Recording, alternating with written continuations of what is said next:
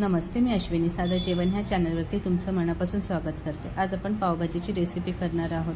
चला, वाटाणे, शिमला मिरची, बटाटा, अद्रक लसणाची पेस्ट, टोमॅटोची प्युरी, बारीक चिरून घेतलेले कांदे. पावभाजीसाठी लागणारे मसाले: पावभाजी मसाला, गरम मसाला, काश्मीरी लाल मिरची पावडर, चवीनुसार मीठ, हळद, धना जिरा पावडर, घरगुती मसाला. त्यामध्ये थोडंसं बटर घालू आणि बटर वितळलं की त्यामध्ये बारीक चिरून घेतलेला कांदा मी सुरुवातीला मिक्स करून घेणार आहे. आता कांदा बटरमध्ये मिक्स झाला की कांदा भाजण्यासाठी 1 चमचा तेल घालते आणि कांदा मऊसूत होईपर्यंत परतून घेऊ.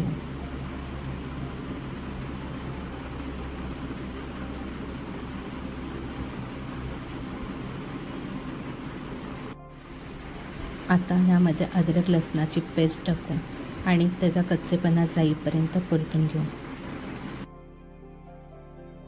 आता यामध्ये टोमॅटोची प्युरी घालू आणि प्युरीला तेल सुटेपर्यंत छान असं परतू.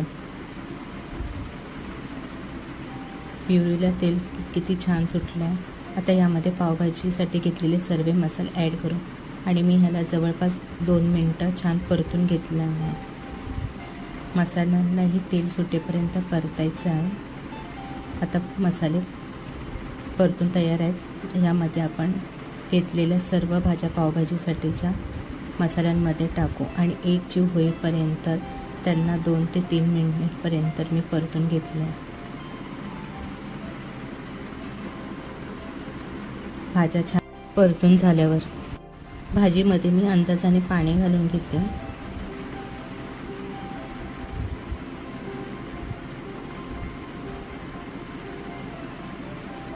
आणि वरून थोडंसं बटर घालते.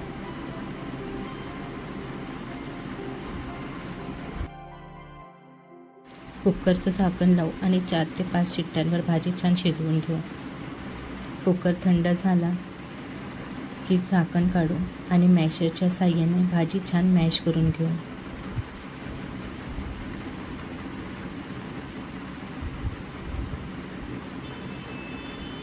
बघा भाजी किती आपली इथे सुंदर दिसते ना. कुठला पण फूड कलर घातला आहे ना, बीटचा वापर केला आहे, तरी देखील आपल्या भाजीला किती छान कलर आलेला आहे.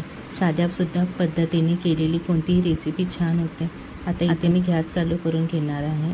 इथे भाजीला खूप दाटसरपणा आला आहे, पण मला भाजी दाटसर नको आहे म्हणून त्यामध्ये मी थोडंसं गरम पाणी घालते आणि भाजी थोडी सरसरीतच ठेवते.